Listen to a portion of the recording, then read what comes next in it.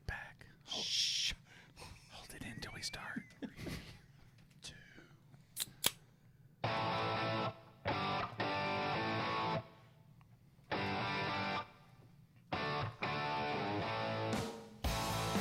Welcome back to Come and Brew It Radio, coming to you from Texas Brewing Inc. in Haltom City, Texas. You can find us on the web at txbrewing.com and be sure to follow us on Facebook and share with your friends. In this episode, we're going to shift gears into brewing for the end of the year. As the temperatures begin to cool down and we start to brew for the holidays, we have a chance to look at bigger, bolder beers that are great for warming us up on those cooler nights. With higher ABV and more specialty ingredients, these holiday beers take longer to make and require different techniques. One of those styles is the lesser-known Bier De Garde, a bigger and more malty version of a saison. This beer rewards patience with an approachable but potent beer, perfect for family gatherings and relaxing after a big meal. Who knows, if you keep it flowing, you may even get your dad to tell you the location of that farm your dog went to live on when you were 10. Horrible. But before we get started, please be sure to check out our Patreon account to help support the show. Every little bit counts, and if you visit patreon.com/Come and Brew It Radio, we have a variety of options for you to help keep the show going, get involved, and improve it. Also, every live show will have a giveaway for all our patrons, and at the end of each month, we'll be trying to do a monthly product giveaway for all our $5, $10, and $20 patrons. And guess what? I brought the list of names tonight. Woo-woo! So someone's getting lucky. That's right. We kind of made up for some missed stuff in the last episode. We're going to get back on track and start giving some stuff away this time, so make sure you stick around after the break. We're going to have a giveaway to do and reward a lucky patron. Yeah, so to you guys that are waiting on the hats, Stubby put me on charge of that this coming week, so I'll get them shipped out to y'all. Is that like the hat you're wearing right now? It is. It is just like the hat I'm wearing. This listen this for a knock at your door. Sexy Come and Brew It hat. Mike is going to personally hand deliver them to every patron. So listen for a knock at the door. Watch your Ring doorbell. Don't run them off. Don't set the dogs on them or the bees or the dogs with bees in their mouth. And when they bark, they shoot bees at you. Welcome me with a beer, you know, and we'll be good. That's all we ask. This is just reminding me of your sad story about the dog when you were 10. It was a dog with bees. It's a dog night, so we already have 2 dog mentions, huh? Yeah. All right, well, welcome back. And although we are technically moving into fall here, it is not fall in any way here in Texas. It was only 102 today. 100 degrees outside, yeah. But we are looking at brewing some beers to have ready for fall and for the holiday season. You do have to get out ahead of them instead of being like me and it's October 15th and you go, oh man, I should have brewed a pumpkin beer. You know, now is the time to start thinking about these things. So we're going to get into a few of those things and some techniques that are good for some of the bigger holiday beers and that kind of thing. So should be some good stuff for you tonight. I've been really looking forward to the Bier De Garde thing. Both Nigel and Greg have brewed several beers, and we've been bugging them for weeks about whether or not they're ready, so they're finally ready tonight. Yes. And that should be a fun one to talk about. So welcome back. So let's get right into it. Let's talk about some recent happenings here. We don't have a whole lot, but we've got a couple that are. So do we want to start on the recent the first one's kind of the sad one. I do want to start on that though. To me, that's the biggest one on here, which is our friends who we've had on the show several times, including just recently. One of my favorite local breweries. It's one of the few of them that are up north by me. Rabbit Hole Brewing has announced the other day that they are closing down as of today. Boo. Oh, I thought they said that they were going to be open the next 2 weekends. So their tap room is going to be open this weekend and next weekend, but today they are ceasing business operations. So I think we had about a 5-day notice. Yeah, it came out Tuesday. Yeah. So 4-day notice then. Yeah. Very, very sad to hear this. Not only do I think these guys brewed some really, really excellent beers in the 5.5 years or so they were in business. I really like everybody that's a part of that brewery. Matt and Tom have been very good to us. Josh Mercer, who we've had recently, is a good friend of mine. And I'm sad to hear this. I think maybe we'll hear a little bit more specifics coming up soon that maybe we can talk about a little bit as to why it happened. But I just think personally, their beer's really solid. I've really enjoed a lot of the beers I've had from Rapture them. Brown, man. Oh, that Rapture Brown. That's the best brown. That's my favorite brown. The 10 and 6. I love that. Yeah. Oh, that's such a great beer. I just think, unfortunately, theirs was location. They were a little bit further out. I agree with that. Even with the supportive background, the whole area is supportive to them, but I don't think the there's whole not area, enough traffic. It's not much of an area, though. It has to be that. Yeah. You know? So at any rate, we're very sad to hear that, and I think we're going to probably have Josh on a few more episodes coming up soon here. I'm sure he'll land with another brewer in the area, and he and I are going to be still brewing our collaboration that we talked about, the Braggot that we talked about recently. But very sorry to hear those guys go. So that's how we open up recent happenings. I think we're the first just going to cancel the rest of the show. the first time I went up there, Greg was actually the beer tender. No, never beer. Weren't you? Not up there. Are you sure? Yeah. Where You was might be that thinking out of Jeff Flavin. there? No, that was Greg. Had to have been Greg. My doppelganger. Don't Apparently I lie, have Greg. some. Don't lie. Yeah, why You're are you lying to us, Greg? Shit, We I could have knew you forgotten were a it beer by this tender. point. You're always lying about the places that you serve beer That at. I'd like to serve at. Yeah. Yeah. Why do I have you tied with Rabbit Hole? So I've been there a bunch of times.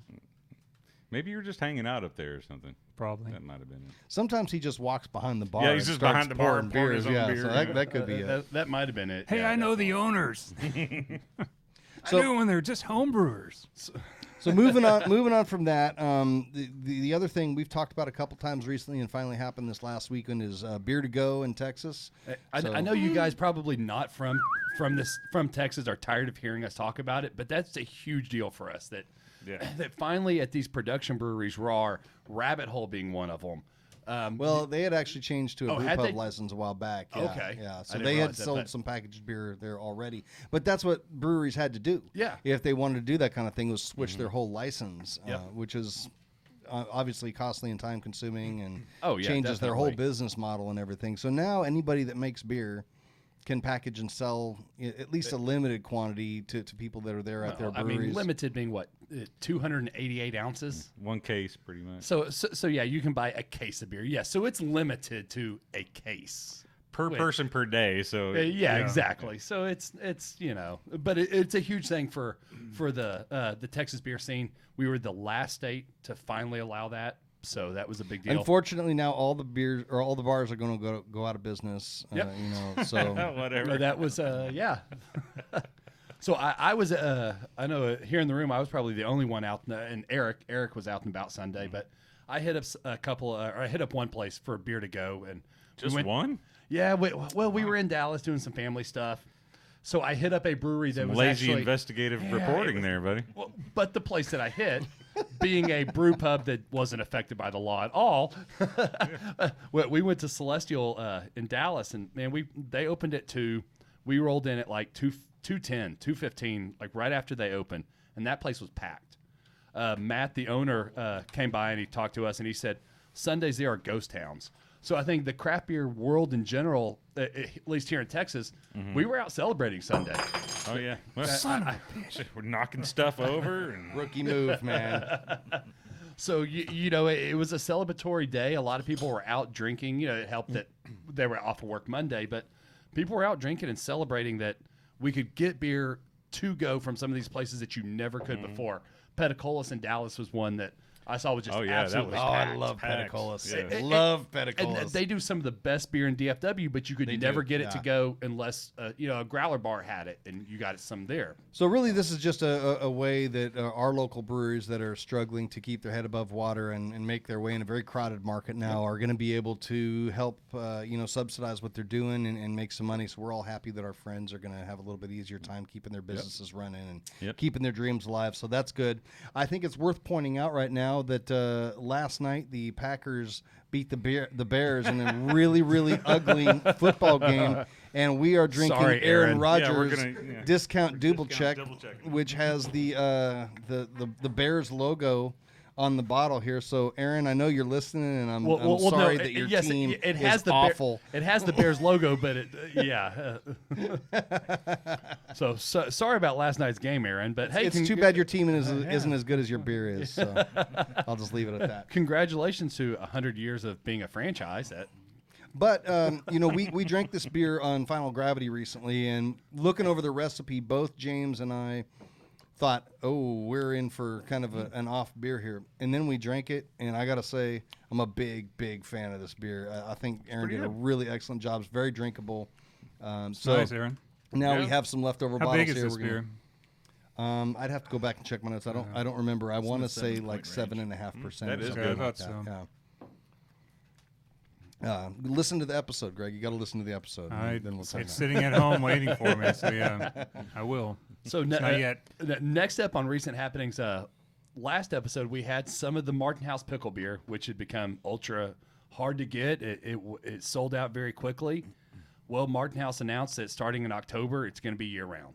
You're going to be able to get that beer in a can a year round At the brewery. at home, wherever you want year round. So apparently, there have been a lot of people sitting around waiting for somebody to pour a little bit of beer into some pickle juice and put it in a can. So that's what's going to happen now. And good for our friends at Martin House. We love when they succeed. I don't get it at all, but I'm happy that they're Did you try it? being. I haven't tried it. So. Yeah, I tried it. Yeah.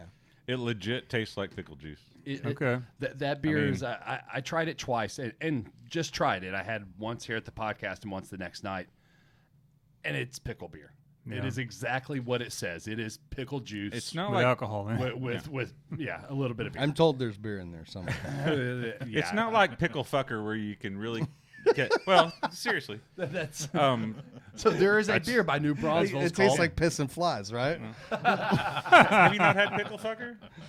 I'll bring you one next time. Yeah, I've heard good things about pickle y'all- fucker, but never oh, had That it. one man. actually y'all has- don't y'all don't understand the origin of the joke if you didn't get the joke that I just made. So No, I guess we didn't know your. all right, hopefully there's some listeners pickle out there fucking who are origin. cultured and know where pickle fucker comes from because it's a thing. So Well, it's it.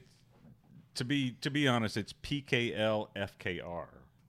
well, yeah, I don't just think have you to can pronounce actually it label somewhere. a beer pickle fucker. I'm really surprised that it's actually still out there and that passed the TABC They've had that labeling out for a long process. time. I know. Someone will get outraged about it soon, and then it'll go Yeah, away. some pickle fucker will get out. Some pickle fucker, yeah. But that one actually has a a grainy kind of backbone to it. There's So- beer in it? so you can tell that there's beer Yeah. in it. I say, Okay. so it's more than just pickle Yeah. juice. But the Martin House one legit tastes like pickle juice. Straight up pickle juice, yeah. Which apparently a lot of people really like because on social media they're absolutely overwhelmed with people saying how much they love it. So good for them. Yeah. I'm in a lot of these craft beer groups on Facebook and social media and stuff, and man, people went absolutely apeshit for pickle beer. Which, hey, it's like you said, well done, Martin House. Like that, it was brilliant. They sold a shitload of beer. People went crazy for it, and it was very polarized. They either loved it or they hated it. But there were a lot of people that really loved that beer. And I think the partnership with Best Best Made. Made was Exactly. a big factor there. Well, so Yeah. the cool thing And the about cans and the cool thing I think about that Best Made partnership is they actually have Best Made pickles that were brined That in are Salty Lady pickles. that are coming out here in a couple of weeks. Now I that think they I'm on said board September for. yeah, 4th. that'll I'm probably ready be for that. popular too. I am totally like I'm not a huge pickle beer fan, but those pickles. I like definitely Salty might Lady like. a lot. I think it's a great Oh beer. yeah, it's a really good beer. I wish there was some of it in that pickle beer, but So we all right. Also, So on to the last yeah, part here. We talked a lot about hard seltzers terrible recently news. in our hard It's seltzer devastating. episode. Yeah. This is everybody brace yourselves here for this news because wasn't this the saddest news? Not the. Yeah, I hate to end recent happenings on a down note like this, but White Claw came out today and said they confirmed there's a nationwide shortage. nationwide, y'all. Nationwide. They just can't keep up. You know what I'm picturing is everybody on the East Coast that were prepping for the hurricane, all buying out all the White Claw and using up the supply for the whole country.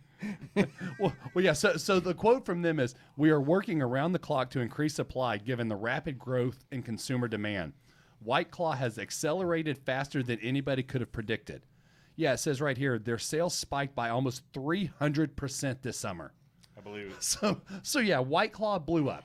Somebody was telling us recently here that hard seltzer as a category is already Is bigger than a- craft beer, right?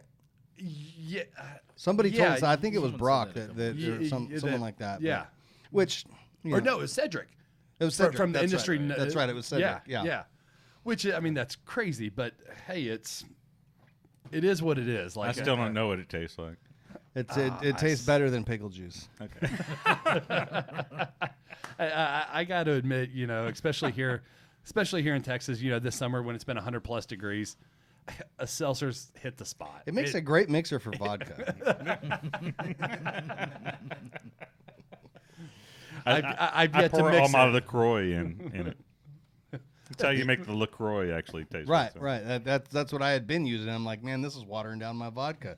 Give me some of that hard seltzer. This is better. So, It doesn't water it down quite as right, much. right. It's better. It gives it like a boost. It makes it magic. All right, so that should do it for our recent happenings. Not a lot to talk about tonight. I want to make a note that there was 2 or 3 different AB InBev stories that I just skipped over because I feel like we've beat that horse to death. Why? It's, No, I mean, just, why? Why would we even want to mention that? Yeah. I don't know why I mentioned it. I'm just giving myself credit for skipping over it, I guess. Okay, I'm patting well. myself on the back. Right? Good job, Brandon. Well, yeah, there were several InBev stories. There were. Maybe later when they build into something didn't else. somebody else sell out to another? No. Oh, that's the other big recent happenings that we missed. That's Founders. right. Who was it? Founders. Yeah, Founders. They sold out to a Mexican beer company, right? Yeah. So No, not Spanish. So That I, already owned Was it Spanish? large Okay. portion of their company. Yeah, San they Miguel did. is Yeah. Spanish. So I 30% found it something. interesting with that is they announced one day that after 2019 that there would be no more CBS, Canadian Breakfast Stout. Mm-hmm. And then the very next day they announced, oh yeah, we've also sold out. So I was like, well, hold on. It was one release you knew the other was coming, type thing. So Yeah, who knows? that I'll still drink Founders. I don't know who this brewery is, but I seriously doubt that they're out there doing making what? predatory Yeah. moves in our market. So it would be difficult Deep to get me off of pockets. Founders. I like Yeah, Founders so Founders much. does some really good beer. And I guess that probably nothing is going to change. They're just going to have more money to work with and be able to get into other markets, right? So That's all this. that's always the line, correct? right. So I got a shout out to Kenneth here, who's listening live. He must have known what our back to basics was, because his question literally here is: if temperature control and yeast health are so important, should you make a yeast starter in a control environment as well? It's like he almost knew that we were about Excellent. to get into some That's yeast. great. Well, let's get on Yeah, and talk that's- about that, because that was going to be our back to basics segment tonight. I think this ties in with we're going to talk about some bigger, bolder holiday beers, which are typically higher ABV beers, so starters become more and more important. And also in the last year or two here, like many things in the homebrewing landscape, the starter thing has changed in terms of what you have available to you and how to do starters. And so I want to talk about that some. It's also one of those things that I think that I see beginning brewers making a lot of mistakes doing. So let's get into that. So when do you need to make a starter? Well, all of these beers we're going to talk about tonight, when we're talking about Bier De Garde and holiday beers, we're going to talk about some pumpkin beer coming up here, and all these that tend to be, really in the fall and winter, you're brewing bigger 7-8% beers, and you really, really got to make sure you've got enough yeast and enough good, healthy, active yeast. to make Basically, these the ferments answer is right. every time the proper way to Right. do it, Yes. all the time. I'm not talking about the product, but just the actual way it would be every time, because then they're up and going. They're ready. I told the There are customer more of that them already. I told the customer that today. He was asking, he's like, hey, I got my yeast at, it was a little warm. It's like 82, 83 degrees, blah, blah, blah. But we started talking about his OG, and I was like, in general, on the homebrew level, it's really hard to overpitch. Right.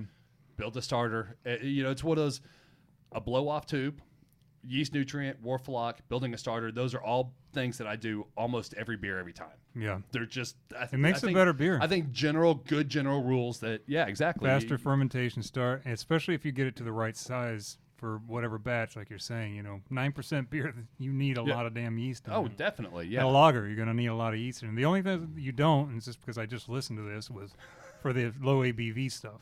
Well, low so it's like, ABV, even that, a pack would probably handle it pretty easy. But if it wasn't vital, you tasted that beer I made with the hothead that was stressed out, it Yeah. could have been better. Well, let's take a step back on that Yeah. real quick, because there are a few yeasts that you don't want to make a starter with. So, like when Dry you're doing yeast. a Weizen, like when A you're half. using 3068 or something like that, you're Yep. doing a 4.5-5% beer. That yeast likes to be underpitched. You're Right. going to get the best out of it when you just pitch straight out of the package. And things with Brett. Things with Brett, Brett. The Kvike strains that we've been talking a lot about. Right. The more and more I read about that, and I know I keep saying this, but at some point we're going to have the folks from the Kvike registry club or like group that I'm a part of on Facebook. We're going to talk about that. Those yeasts really are intended to be massively, massively underpitched.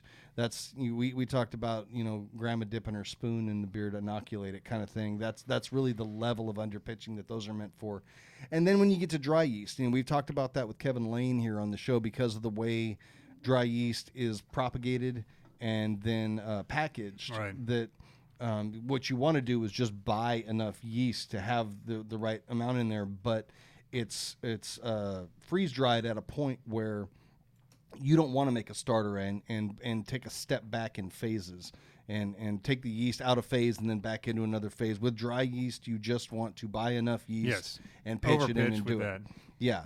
Yeah, but if you're using liquid yeast, probably 96% of the time, you need to make a starter with it. And particularly with some of these big holiday beers we're talking about, Greg's talking 8 or 9%. It not only do you want to make a starter, you want to make a bigger starter probably than you think you do. One of the mistakes that I made that I see a lot of home brewers do the same thing is buying 1 liter flasks. I was just about to say that. Right? Yeah, that made me immediately think of that. And even I find at times like my 2-liter flask is right. That's the bare minimum. At times I'm like, shit, I should have got the 5-liter, which is a huge flask. But at times that 2 liters not quite big enough. But let's talk about that because even if you can fit your starter in a 2-liter flask, a lot of times a 5-liter is going to be better, and the reason is going to be the surface area on it and the oxygen uptake. So why are we making a starter, and what's happening in there when you do it? So what you're trying to do is get the yeast into the growth phase in the starter, and that's the only thing you want to happen in that starter is lag phase, growth phase. Yep. So they get in there, they get acclimated, and then they begin to multiply. Well, what makes yeast multiply? It's the presence of oxygen.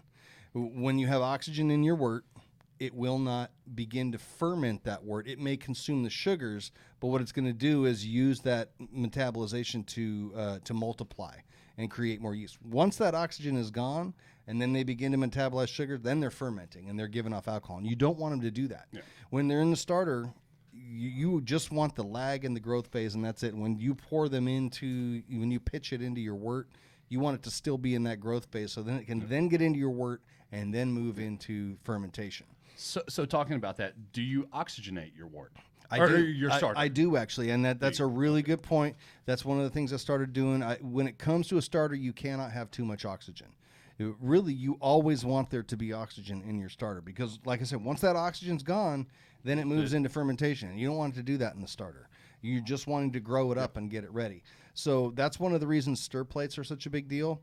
And if you don't have a stir plate, if you just make sure you go over and you shake the thing and you introduce oxygen into it, you don't use an airlock on there because you do want oxygen to make its way in, not just let gas out. I saw that exact thing a couple days ago, yesterday on Facebook. Somebody took a picture of their yeast starter and they had an airlock, and somebody's like, "Hey, dude, like, right," and explain that. And then, of course, like you see a lot of times is, I've been doing it this way for years. It's fine. Okay. Well, yeah. And there, unfortunately. See, for me working in the shop, I hate that. Because I hear that a lot. I've been doing it this way for years and it's fine. Well, yes, but you aren't doing it correct. And I'm just trying to help you. You could have better beer. Yeah. So we're into that around here. Yeah, the thing about it is that there's a few different effects that having the right amount of yeast has. It's the flavors that they put off, the different types of alcohol they produce, whether they're fusels or esters or whatever, and then there's also attenuation. Yeah. And we're going to talk about that tonight when we get into these big beers, and Bier De Garde in particular. When you're brewing in that 8 to 9% range, attenuation is absolutely critical. Yeah. And we're going to talk about that with Bier De Garde. You have got to get that thing down to where it's dry and drinkable. And that's a big thing that underpitching will do for you is it'll leave you a little bit short. And then you run into things like diacetyl and acetaldehyde that can be left in it. There's layer after layer that can go wrong with it. So when somebody says something like, I've been doing it for years and it works great, you know, a lot of times you read that on the internet. I read that on the internet a lot, and I think, well, I get that a lot in the shop. You'd be surprised. Yeah. So kind of on this, so we're talking about starters. We're talking about different things. Questions I get asked a lot by customers is, how long should I leave my yeast starter? How long should I let it go? That's a great place to start. Yeah. You know, how long should I let it go? You know, I saw you have here the DME versus proper starter, and that's other. Yeah, we'll get into that in a minute, but that's a really good question. You know, that's what we get asked a lot. So really, I think when it comes to a starter, and it depends on the size of the starter and how well you're oxygenating it, or do you have it on a stir plate, that kind of thing. But I really think the maximum is going to be 24 hours. I mean, once you get beyond 24 hours, you're going to get into an area where eventually, no matter what you do, that yeast is going to start fermenting what's in it. Yeah, they're going to be out of phase. Yeah, they're going to go out of phase, and you don't want them to do that. I think, and Stubby might correct me if he was here, but I would say 12 to 24 hours is the way to go. For vitality, if you know you have a lot to start with, you're not trying to build up a larger batch. 12 hours is plenty of time. Right. You know? Yeah, to wake it up and get it into that growth phase, and it may not be done with the growth phase, but it's there. And when you pitch it into your wort, it'll continue the growth phase some, especially if you oxygenate your wort too. Right. It'll keep it in there. It's kind of like you would feed it. Sometimes it's better to feed a starter for a bigger beer than it is to just try to get it all done in one shot. So therefore, somewhere before that 12 hours is up, you're feeding it again to get more sugar in there, so they keep going at that rate that they've been at, you know. So and what do you mean by feeding it, Greg? Making more wort.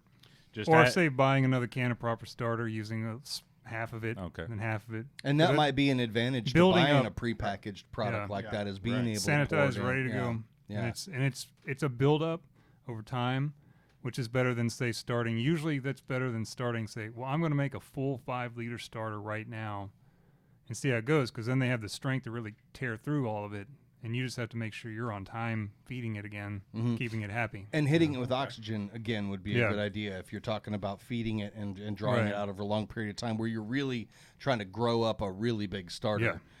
It's the large size of that you're doing that kind of you can't go wrong with adding more oxygen to it, too. So what kind of necessary equipment should you have? Because we get asked that. When I worked at the shop and I told people about starters, that was the first thing they said was, what do I need to do it? Well, really, you can do it in a growler. That's how I did it for a long time. I've had customers just recently ask me, he's like, well, can I do it in a mason jar? And I hadn't thought about that, but I thought for a second, it's big enough.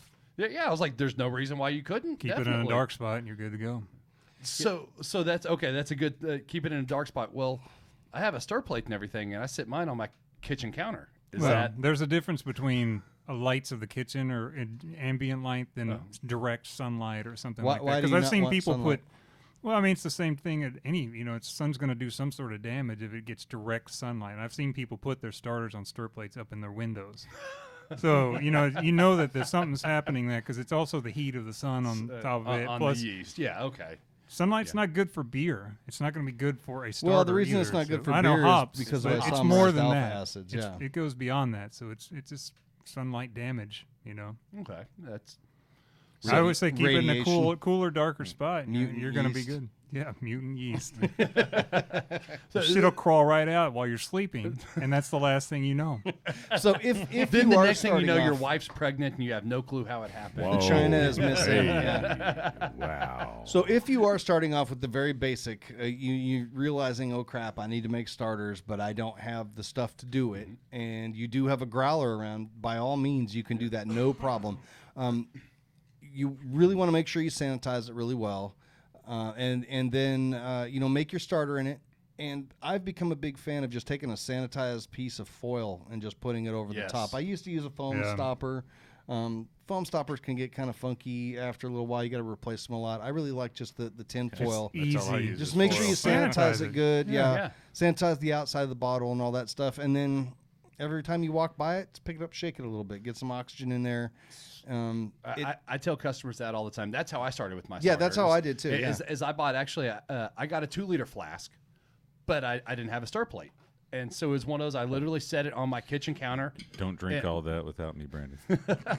but the last of Aaron Rodgers beer. Sorry. I set the flask on my kitchen counter, and every time Sandra or I would walk by, we'd pick it up, shake it, stir it real good for 5-10 seconds, and then put it back down.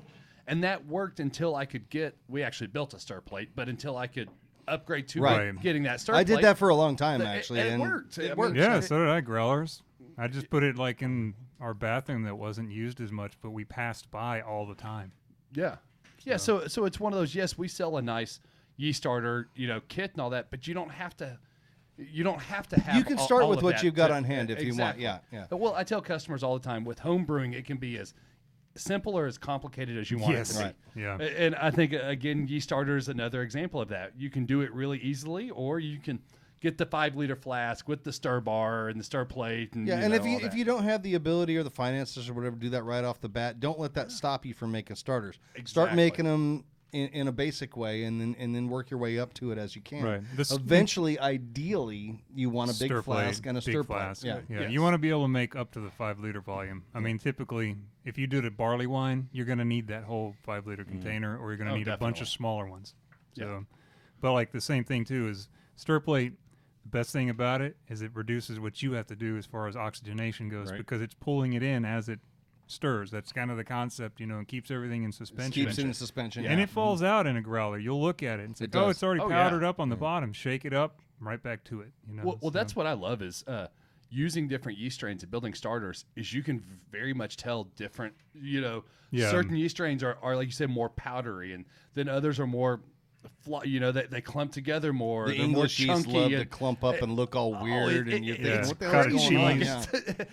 it's almost kind of fun. Is with every yeast strain you're gonna get, it's gonna look or not with every, but with most of them they're gonna look a little different, and that's for me that's kind of been some of the fun end of it is seeing very much a difference in the yeast strains. So let's talk about making it because now we do have a completely different option to us that we didn't have for many, many years, which is the proper starter, which is basically just some From Omega. unhopped wort in a can, and you mix it half and half with water, right? Yep. You Yeah. mix 1 can with 16 ounces of water and your yeast, and that gives you a 1-liter starter. Yeah. So what's important to realize about that too, and I look at that and I think you could actually go probably about 1.5 liters, because that puts you, if I remember reading it right, it puts you at 1040. 40. Yes. Which is the absolute upper end. And that's one of the things you got to realize that you don't want to do with a starter is make it too strong. You don't want wort that's going to ferment into beer. You don't want this yeast to get in there and go nuts with it. You want really 1030, I think, is what you want to aim at. The way I used to measure it out, and I don't even remember how I came across this, was 1/3 of a cup of DME to 1 liter of water. And that was like 1030, 1035, something like that. But See, and I read 100 grams of DME to. I think a liter 100, I think of 100 water. grams is 1/3 of a It's cup. pro- I think it that's how probably I is. came up with it, because I didn't have a scale at the time. So I thought, well, what's this in a measuring cup, Yeah. and did that.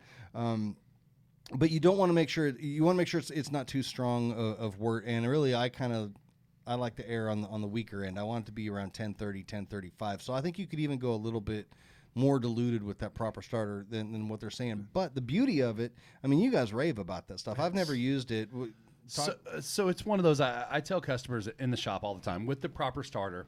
Literally a couple weeks ago, Sandra and I were headed to bed. It was like 10:30, and I had some yeast Where's sitting the on. story going? Well, I had some yeast sitting on the counter, and I was like, shit, I got to make the starter. She's like, make a starter, baby. It's like, yeah, that's what I'm thinking. No, the yeast starter. Oh, okay. I didn't put this yeast on the countertop for nothing. But long story short on that is I was able to get to bed a whole lot quick. No, with the proper starter, it took me 5 minutes. My flask was clean. It is incredibly I fast. I re-cleaned my flask. I sanitized it really quick. Dumped the 2 cans of proper starter in there. Dumped the yeast. Dumped 2 liters of water, or two bottled waters. I had Right. 2 16-ounce bottled 16. waters. That's what I've been doing. And man, it was just literally within 5 minutes, I had my yeast starter made. I walked in the bedroom. Sandra's like, "Damn, that was quick." That's what you said. Tired of hearing that in that room, right? Damn it, Like, stop telling me that. But it was while a typical starter.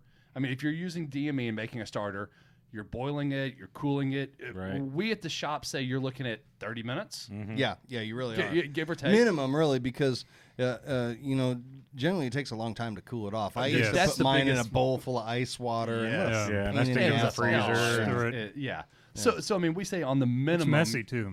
Yeah. Oh yeah, the DME is a pain in the ass, and so we tell customers you're saving a minimum of 30 minutes building your starter.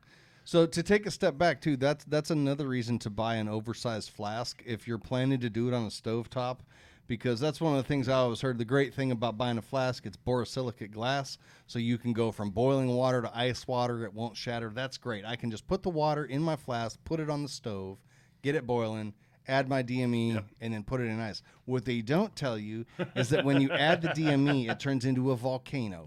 And if you don't have a whole lot of extra headspace in your flask, it especially because it's coming from a large bottom up to like a bottleneck, it will shoot out of the top of that thing boiling water and DME, and trust me, your wife will not be happy. And by the way, all over the stove. By the way, the same thing happens when you boil palm olive. Just throwing that out there. Really? I learned that in chemistry class. Or the hard way. Put palm olive into boiling water? Into an Erlenmeyer flask, put it on a ring stand, and then watch it shoot to the ceiling. Okay. That was how I spent chemistry class in high school. So that is the beauty of the proper starter too, is you don't have to worry about any of that crap. And we found cost-wise per the DME, what was it, Tyler? What did we get? Brock said like 75 cents each starter. It was something. I mean, it was very marginal. It was under $1 per starter, more expensive, but yet you're saving 30+ minutes every starter. Yeah, so you can get back to bed and not having to clean up a damn mess. Get back to bed with your wife. Exactly. You're able to get back to bed quicker and get down to business.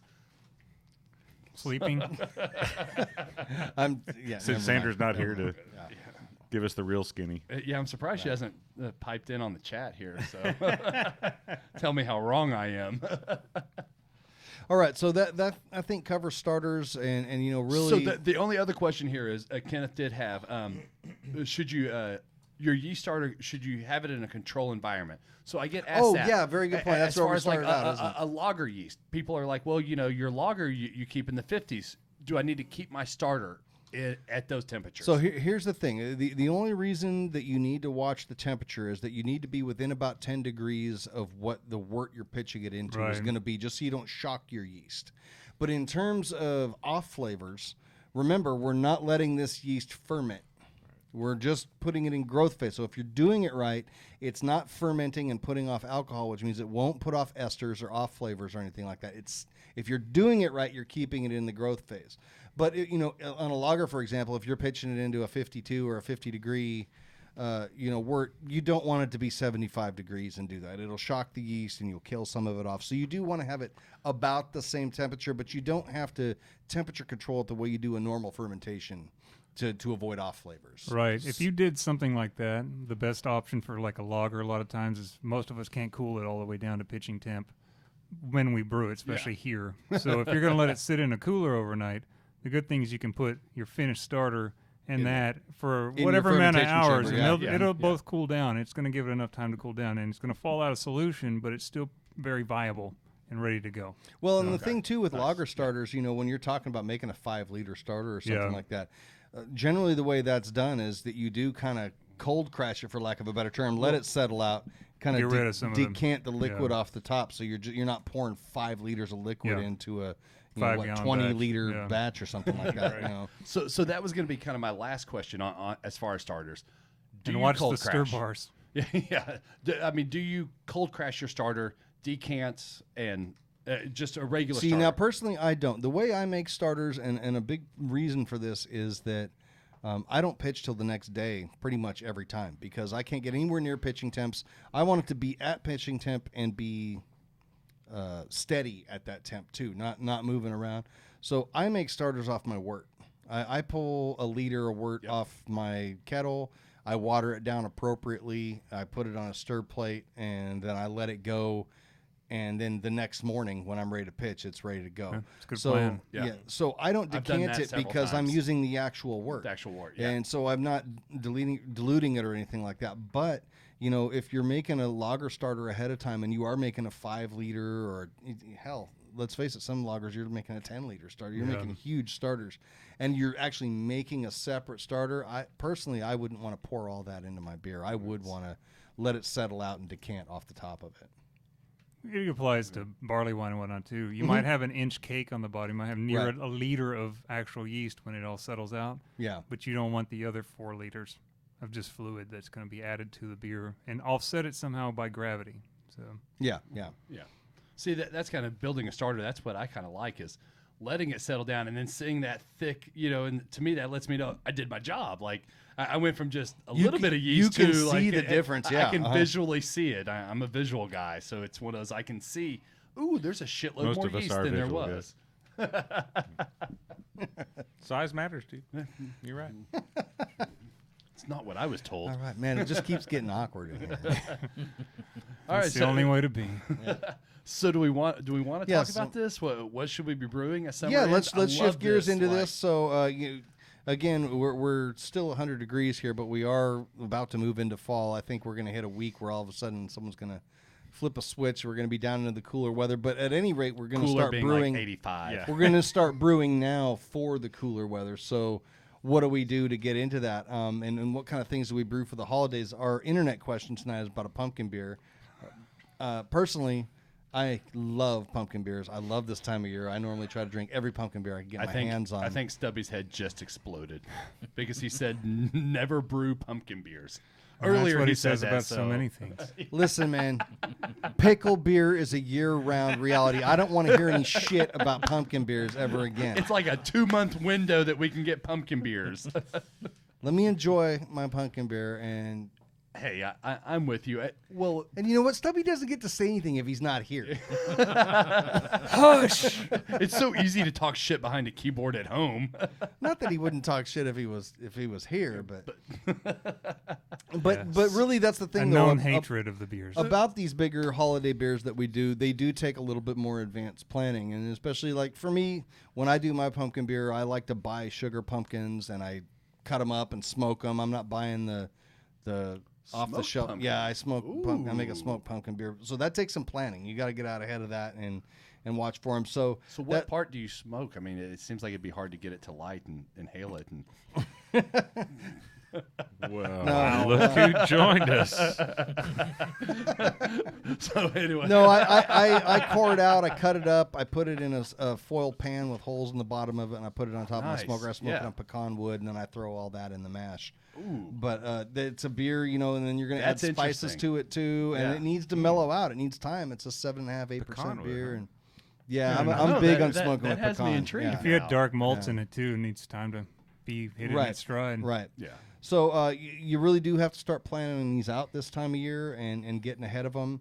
Also, if you're going to get any lagers, any Oktoberfest or anything like that, we're already way past I'd the say, yeah, deadline you to should do have that. done that. You should have been doing that in the middle of the summer. Yeah. Really. March. So, I mean, what does everybody do for their? What's your go-to holiday beer? It's one. We'll see. That's where, like, to me, this is two different questions. A holiday beer is one thing, but at the end of summer, well, the- Halloween's a holiday. well, Thanksgiving's a holiday. okay, yeah. But to me, this time of year, we're kind of in that Kwanzaa. weird. We're in that weird transition period between There's a winter, beer kit for winter you. big stout porter, esque beers. But I'm Mm-hmm. not wanting to drink these light summer beers. This time of year. I love the darker, the brown ales, the Mm-hmm. Belgian Double, something with more maltiness, but not quite that stout porter heaviness. Something kind of more substantial. But definitely I think higher a Bier De alcohol. Garde. Oh yeah, like a Bier Yeah. De Garde. I think it's a great, a Dunkelweiss. A little bit, like I said, a little bit Old darker ale. roast. An old, something along those lines that aren't the 2 or 3 month planning. But, Well, and but for us that are here a in little bit- the hotter part of the country too, this time of year I start to brew more. So my Well, pipeline yeah. gets built up. So now Yeah. I can brew something that needs to sit there for a while instead of like shit. I've got to fill some taps Yeah. because I'm a lush. Yeah, I think we all are a little Yeah, bit. yeah. So yeah, that's for me. You said here malty lagers. I brewed 2 lagers a couple weekends ago. I got a Czech dark lager, and then I have an IPL, completely opposite. But I have 2 lagers going. So it's kind of that time of year where I'm going to do something a little maltier, a little bigger ABV. And I like to do some barrel aged stuff this time of Yeah. year too. Or not barrel, but wood aged. I don't. See, barrel age it them. goes well beyond spiced beers. And I mean, Yeah. it doesn't have to be pumpkin spice to go in a Right. beer either. You No. can make a lot of different spiced beers just for the holidays. Personally, mine has always been like a pumpkin spice milk stout because it's a perfect Right, balance. yeah. It's like a chocolate milk stout with pumpkin spice, and it's a perfect balance of sweetness, body, and usually mild spices, always tastes great when it hits its stride. And those spices need Porters time are to great mellow for it, out, too. too. Those are beers where the flavors need time to kind of meld, and some of the sharper flavors kind of soften and blend into the rest of it and condition. And so, this time of year, you do have to kind of get out ahead of that and have some storage space and like I say, have some beers that you have on tap so that you've got time to let these sit and do their thing. This is kind of one of my favorite times of year as a brewer. Because I love the big stouts and I love the summer beers, but man, these maltier autumn and kind of winter, especially coming into winter. I'm a barrel aged stout. That's my jam. So here in 3 months, when all of those are hitting, you don't like to sit in the pool and drink barrel aged stout. Well, I mean, I've been known to a time or two, but I wouldn't turn it down. But, So I just saw Aaron Rodgers popped in. He's listening. I sent him some barrel-aged stouts a couple months ago, and he's like, "It's just too freaking hot to drink them here." It is, yeah. Well, and it really especially is. where he is. Well, yeah, where it's like 120. So yeah. So do we want to get on to the unsolicited answer? Or? Yeah. So this kind of ties into it. This question that came here had 2 or 3 different things to it that I wanted to talk about, because it is about a pumpkin beer, and I love drinking and brewing pumpkin beers. And then there's a couple of different things in here. So let's get to this. So it says, finally, I got all the equipment I'm planning to start brewing today. This is coming from a kit, so I didn't come up with the recipe. It's a smashing pumpkin ale. The recipe says that if you want to increase the pumpkin flavor, then you need to add about 10 pounds of pumpkin, which I plan to do. We're going to put a star next to that one, come back to it. Yeah. 10 pounds of pumpkin. We're going to come back to that. This will make it where I'll have about 19 pounds of grain and pumpkin in my mash tun. I was planning on doing 3.5 gallons of water into the mash tun, drain, and add 3.5 gallons more to get the 6 to 7 gallons before the boil. Will this work, or do I need to increase my water usage since I'm increasing the weight? Still only want to do a 5-gallon batch. So I want to start at the beginning of that, and if Stubby was here, his head would be exploding. It might be via internet right now. When it says if you want to increase the pumpkin flavor in it, to add 10 pounds of pumpkin to a 5-gallon batch. If you add 10 pounds of pumpkin, you are not going to have a good time. Not going to have a good time. Whether that's actual whole pumpkin that's mushy or puree. Well, I think in this case, this guy is talking about a can of puree, and you are going to 10 pounds in a 5-gallon You're going to batch. have a pretty shitty day. You're going to ruin your day, yeah. Not only that, it's not going to increase the pumpkin flavor in your beer. It's difficult to actually get the gourd flavor. It is. And do you know what kind of base beer? Did it say what kind of base beer this was? No, I'm not familiar with it. I imagine like it's an some sort of an amber or something lighter. Yeah. So I'm a big fan of actually putting pumpkin in the beer, just because if I'm going to call it a pumpkin beer, I want there to be pumpkin in it. Yeah. But that's really about the extent of what the pumpkin itself is doing in terms of flavor. Right. Pumpkin doesn't have a lot of flavor to it. It's a pretty neutral gourd flavor, particularly when it comes to brewing, where you're not actually eating it. You're just extracting whatever you get from it. So if you want more pumpkin flavor, put more pumpkin spice in it. Right. Because that's where you're getting what you call pumpkin flavor. What we associate as pumpkin flavor is pumpkin pie. And Chris, which is our resident foodie over here, is shaking his head. Chris, what do you think? Just give me pumpkin. That's all I want. Forget you the don't spice. want the spices. Okay. There are 2 camps. It's either you like the gourd or you expect it to be spiced. I would rather roast or smoke a pumpkin, an actual gourd. There you go. Then add spice to it. So there's a really important distinction that you made there, and what you're doing is caramelizing sugars and actually getting some sort of flavor out of it. And that is one way that I've read a lot of times. If you're going to use the canned pumpkin puree to spread it out on a cookie sheet, put it in your oven, brown the top of it so you caramelize some of it so you get some flavor into it. But if you think that you're just going to add enough pumpkin to your mash to get a bunch of pumpkin flavor out of it, you're going to end up, I mean, in this case, he's talking about if I add 10 pounds of pumpkin, then I will now have 19 pounds. So he's talking more than 50% of his mash will be pumpkin. Can we say stuck? We're not even pulling that. Even if it weren't. That's a big mushy the pile. The other 9 pounds are rice holes, so it doesn't get stuck. That would be filled. Yeah. So again, I am a proponent of putting pumpkin into your beer. I think, and I think Chris makes a very good point that you should do something to it to get some flavor out of it. I think the way I smoke it does a little bit of the caramelization, but I'm also just getting smoke on the pumpkin and putting that smoke into the beer. You know. So you could probably do the same. It's a with just vehicle for the smoked smoke. malt, Right. almost. Well, but Get a I'm similar putting a as- specific kind and amount of Well, smoke into it when I do that. I'm not just relying on smoke. Yeah, malt, we so don't it's have a little bit different. a pecan smoked grain. I think you should do Right. I think you should do the same beer and do butternut squash in one, and then pumpkin in another, and add the same spices and everything. and then see if anybody could tell the see if difference. anybody- That's a really good idea, Yeah. actually. Yeah. It's a very similar flavor as far as the beers I've had that had that. It's kind of like if you pumpkin is one that's more of a gourd. Yeah, It's I like to me pumpkin. that's more of gourd based flavor than it is a spice flavor. But I think there's some spice in it. It's just really light. He said gourd based. Gourd based. Well, if you think about it, though, it's like that to me is that buttery. It's that butternut squash sort of flavor that's kind of coming across there. Is you're tasting something like that versus say what is it, Post Road from Yes. Brooklyn? That's the pumpkin amber. That is my favorite one. And that's also lighter in flavor, but there's the gourd again. It just doesn't have the same punch, So. My favorite one, and it goes against everything you're talking about, Chris, is whole hog pumpkin beer. Has anybody ever had the whole Yes. hog? Yes. Oh, I love. That's my very favorite pumpkin beer out there.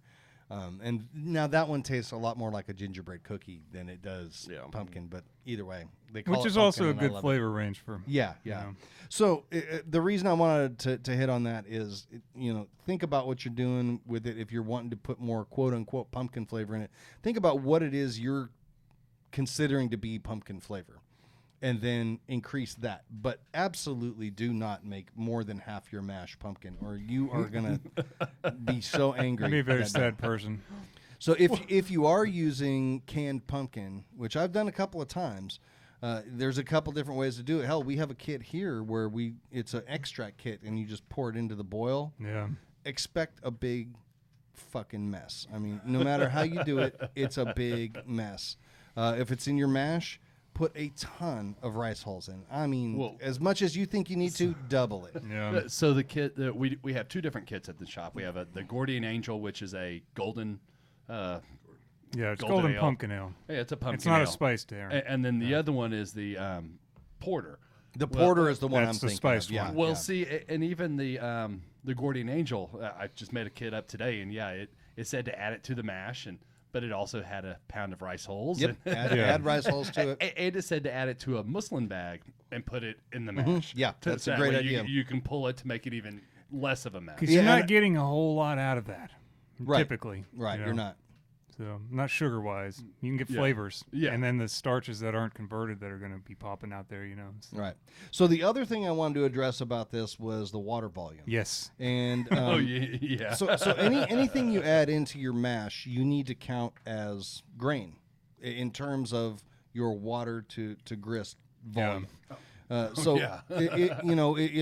Figure out whatever your ratio is for your system. Like I use 1.45 quarts of water per pound of grain in my mash tun, which is on the high end. It's a thin mash. Yeah.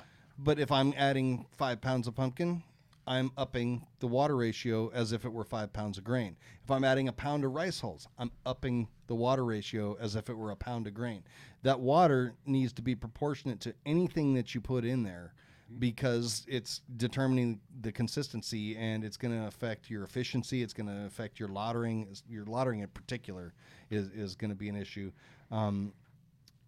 Batch sparging may be a little bit different, but either way, do not keep your water ratio the same. If you're adding multiple pounds of anything into your mash, you are not going to get the same results. Your No. efficiency is going to be all screwed up.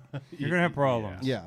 Well, and it's kind of one of those. So looking at this, there's like you said, there are several things that have popped out to me. The 10 pounds of pumpkin. I love doing my first all grain. If he does it as is, it'll be his first and only all grain. But then you look at the That's a really good point. That's a terrible beer to do for your first Like- all grain like- brew. like I it- totally missed that. You're gonna get the worst of 100% it. right. If this is going to be his very first all grain and he does it just like this, it very well might be his. He's going to have so many problems. He's going to be done. Yeah. And that goes back to what we've talked about when we talk about going extract to all grain, your first all grain brew. Don't do something crazy like this. Keep it simple. Yeah. Yeah. Well, and then the other thing is, and this is maybe just the beer snob in me, if you don't know that 3.5 and 3.5 isn't going to give you 7 gallons of grain or 7 gallons of wort, you aren't ready for all grain.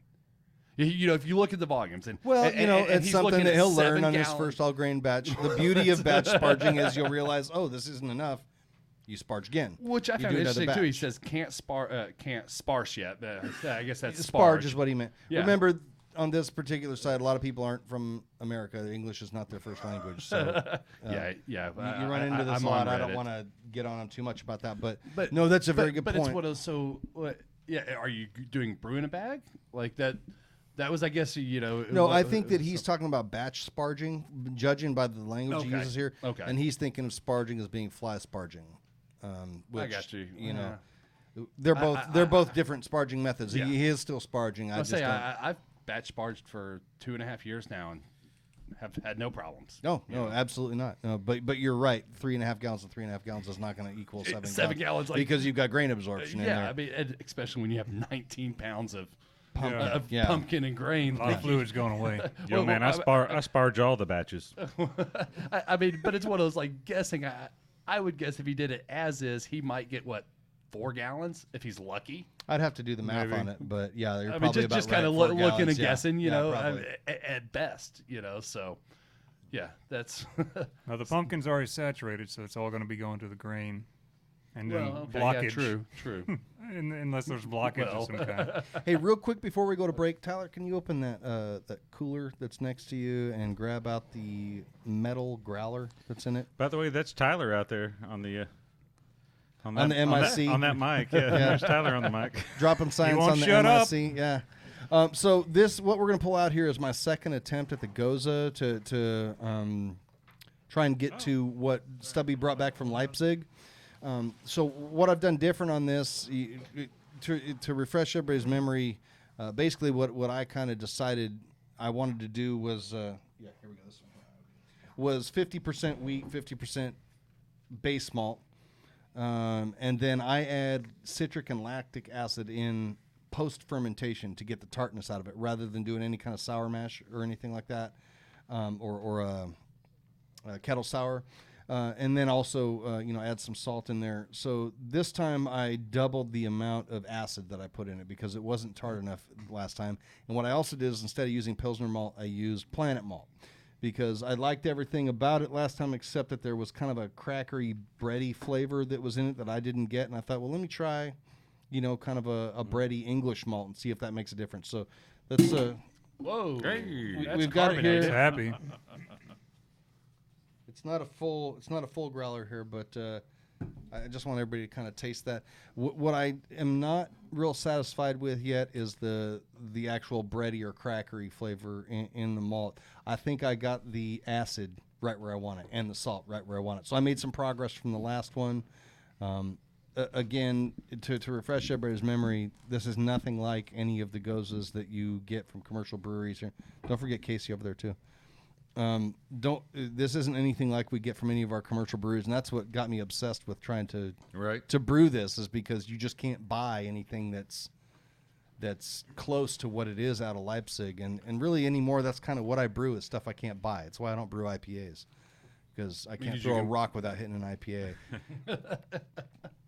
So And you can buy a really good IPA. yeah, See, I fantastic kind IPA, of think the same thing about like a Mexican lager.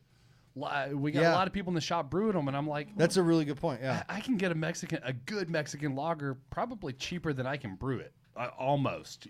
So Well, I love those people. It's just the first time they're doing it, or it's the only beer that they brew. yeah. well, brew what you like to Well, drink and all that. exactly. That's fine. Just for me, there's a lot of styles that I really like that you just can't buy. So I like to brew That's them. why I And brew 'em. this being one of them, I think and even though this isn't where I want it, I am going to blow through Pretty this good. keg so quick, man. I think the aroma's spot on, Yeah. from what I remember. Yeah, I got the. Yeah, You're right. it's The pretty aroma good. is right one. I think I got the acids exactly right in terms of how much tartness there is in there. Now, one What'd you thing say I was will. spot on, Chris? The aroma. Ooh. Oh, the aroma. You're still looking for that crackery character, though. That's the one thing that's missing is the crackery, Yeah. bready kind of flavor to it.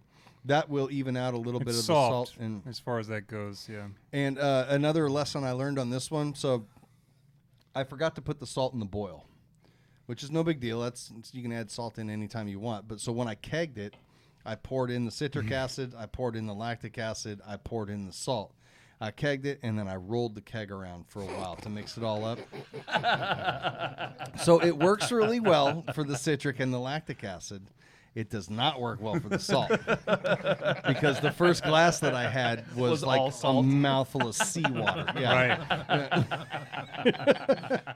When Salty Lady came out, I got a pint, like way back when. I got a pint of that coming out of the keg at Flying Saucer. I was like, do you see that it's almost white and dense? This is like all salt, man. I don't know what the deal is, but I don't want this one. Glass okay? of spooge. Oh, what? Okay.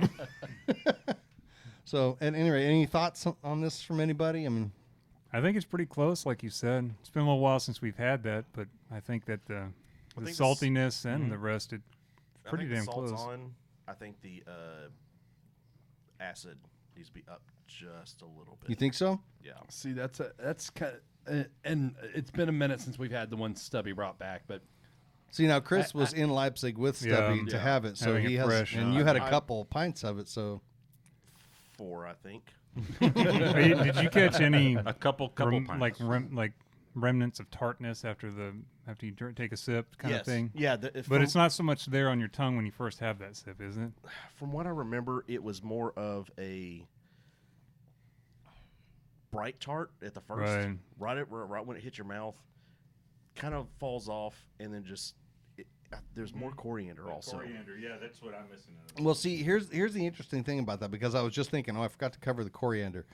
When I first kegged this, the coriander was brighter, and it's kind of dropped off a little bit. I think I need to up the coriander a little bit too because when the coriander is out front a little bit more, it gives it that citrusy kind of note that I think really adds to it. I think you're right.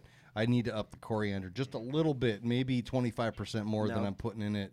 Now, do you toast your coriander? No, I just I ran it through my grain mill. Toast it first. so you run it through your grain mill, huh? There we go. Coriander. Yeah. I've always just taken a beer bottle and just kind of crushed it up that way. Well, the reason I did that was because the first time I brewed this, it came time to add the coriander. It was like a couple minutes beforehand, and I'm like, oh, shit. I didn't do anything with this. I've got all this whole coriander. And so I didn't get to crush it up real good and just threw a bunch of whole coriander seeds in and then realized I could have just run this through my grain mill. It takes less than a second to crush up all of this. So that's what I did this time. Okay. So in what way would you consider toasting this? Like on a cookie sheet? Oh, no, just whole on the stove. Just in a pan. Oh, in a right? pan? Yeah, just kind of. In a pan. Okay. Dry And pan. Dry pan, probably 30, 40 seconds on high. Okay. Oh, that's interesting. When you can smell it, pull it off, get it out of that pan. Okay. So what do you think that does to the coriander? Does it just kind of open it up? All the oils that are in the coriander are just blossoming. All the oils? Oils. That's my Texas twang. Okay. I will try that then next time. And you interesting. got to cover I've never thought your of yeast starter with fall, by the way. You got to cover the full, and then dip it in bowling oil. Would you toast it, like crush it and then toast it, or toast it whole? Toast whole. Toast it whole, then crush it. Yep. Okay. All right. I'll try that. Huh? That's interesting. I'd never thought of toasting the coriander, but Oh, you always toast your whole spices. I mean, I was like drinking a beer while I had it. Yes. Like, hey, coriander, does that count? Yes, it does. Cheers So to it's a you, work in progress. I coriander. think I'm 1 or 2 batches away from getting this where I want it to be. Yeah. I think I'm going to try some melanoidin malt in it to get that. Was there any bready. actual lactic acid flavor character in the one from Germany? Like, not enough to really be It a was prominence. really mild. But, like, because, you know, that can add something to it that kind of cuts through the middle of some of the other things that might bring out that cracker, too. So I It don't was know. really, really mild lactic acid character in the one they brought back. It was You really know what just I'm more talking of a about, right? There's tartness a than lactic anything. hint a hint, let's say, There where I was- don't get a hint with this. I get some tartness, or like some balance on the tongue. There was some tartness, but I think a lot of the you also get some of those lemon notes from the coriander. The coriander, Yeah, exactly. maybe that's what it Okay. was. I think that's a big part of the actual tartness of a goza. Yeah, is the I agree with you. coriander. The citrus kind of lemony flavor, and then a little bit of lactic tartness on the backside Yeah. of it. Yeah. And Okay. even have you? Does it have to be salt, or is there like another kind of mineral way to make No, your I'm pretty sure water it's gotta more be mineral? salt. Does it have to be actual salt? See, and the So- salt I have to be careful with because I have a lot of sodium in my water. That's the only thing that's in my water is sodium. So I have to be careful with that. I actually think I'm going to dial back the salt on this a little bit, especially considering a lot of right. it went into the I- first I think glass. the I don't salt- know. I think you're Well, good on if that. all of it Oh, that yeah, I I had see what put you're in saying. ended up in the beer, it would have been too salty. I pulled off a whole glass of salt water. Can you put that in before. your starter? Yeah, there you go. A salt Stir it starter, in, yeah. just stir it on in. Okay, well, that wraps up the first half here. What we are going to do during the break here is we're going to do another blind tasting. Sandra has got 3 more beers for us that we're going to taste, make notes on, try and guess what the style is. This time we're actually going to have some of it to drink while we discuss it too and see if we can maybe step up our game a little bit from last time. I thought we did pretty good, and then I went back and listened to the episode and thought, well, maybe about half and half on that. So let's see if we can... I think for as hard of a challenge as it is, because we talked with Lalonde last night in the BJCP class, and he was like, that's an incredibly hard thing to do. So I think as hard as it is, I think we did... Yeah, y'all well, did we good. did better than I think we want to give ourselves credit for, because we didn't nail it. So it's like we're kind I of just want to do You didn't better, nail is all all. 3, Yeah, but somebody pretty much nailed the first 2. Yeah. So it was a lot of fun. I'm really looking forward to doing this again. Yeah. So we're going to do that during the break. So come back. Not only are we going to have that, we're also going to have a patron giveaway. And also during the break, Eric is going to be playing some video interviews that he did during Beer to Go at several local breweries. So if you're watching around. live, stick around. Don't not go anywhere. Do not leave. That's going to be playing while we do our thing here. We'll come back. We're going to do that, and then we're going to talk about Bier De Garde, which I'm really excited about. Will So- we do a timer on the other side, or we just do the short timer? Well, the video is about 6 minutes, so that's a good Okay. timer, right? We're gonna need a little longer than that to do our beer for 3 tasting. beers, So, yeah. Yeah, we'll do a timer to get back. No worries. Yeah. All right. All right, guys. So Cheers. watch that and then come back in a few.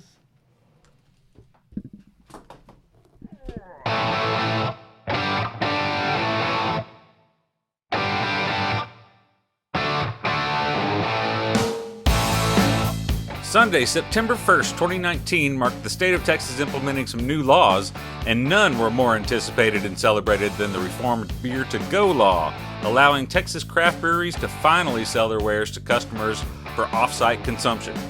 I visited 4 of Fort Worth's most popular craft breweries, Rar & Sons, Hop Fusion Ale Works, Wildacre, and Martin House to check out the haps on the taps. How's sales doing today? Good. I never expected this, but I'm happy with it. Texans are allowed beer to go purchases of up to a case or 288 ounces of beer per person per day. Every spot I went to was buzzing with excitement and long lines, with patrons traveling from across the Metroplex to stock up on their favorite brews. Been loving craft beer for over a decade and have never been able to buy a beer at a brewery that I love. So I drove all the way out here from Plano, an hour just to come out here, and I'm going to buy my first legal 6-pack at a brewery, and it's definitely going to be Oktoberfest.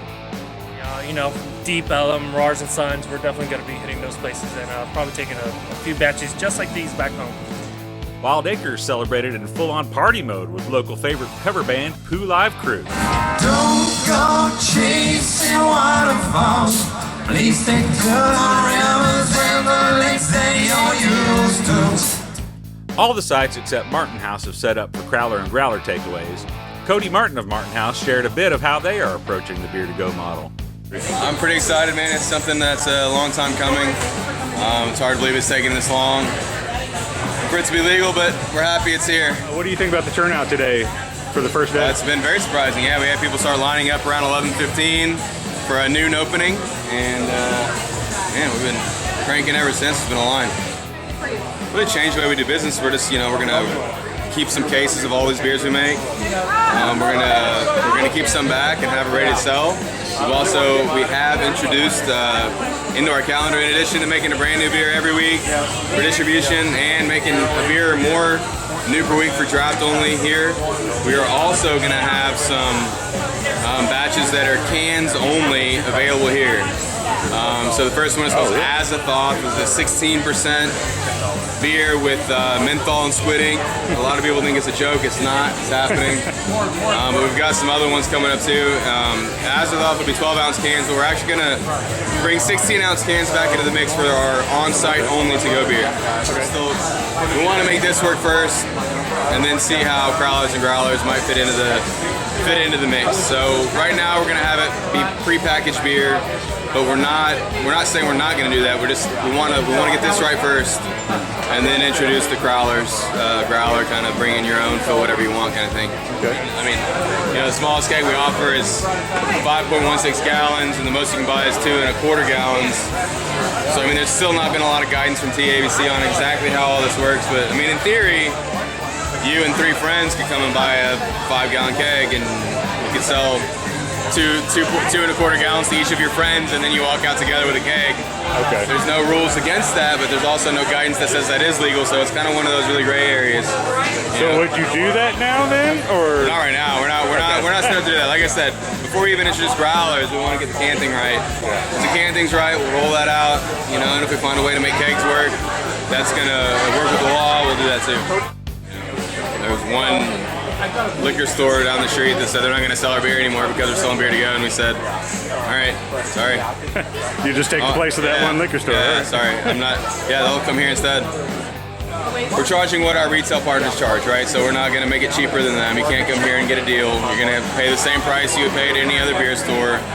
We are going to have more options. We're going to hold some of the barrel-aged stuff back. We're going to do all those sort of things. We're going to have special releases. But we're not going to undercut pricing on anybody, because that would be, that's just not smart business. We got to respect what our retail partners are charging. Hop Fusion Ale Works holds a brew pub license for breweries which brew less than 10,000 barrels for production.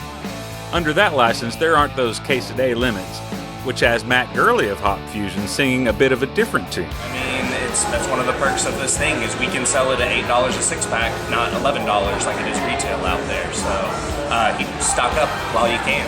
And so is that extra $3 all distributor money? More or less, you would say.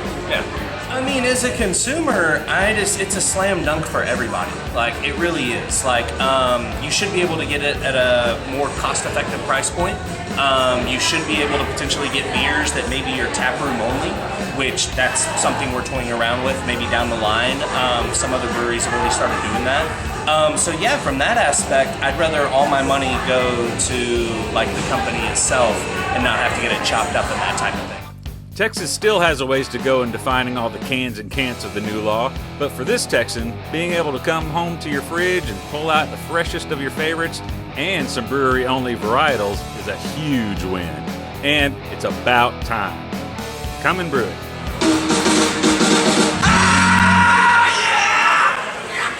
288 ounces. We're going to do this 288 times to celebrate 288 ounces that you can take home. We're on number 3. Number 3. It's going to take a second.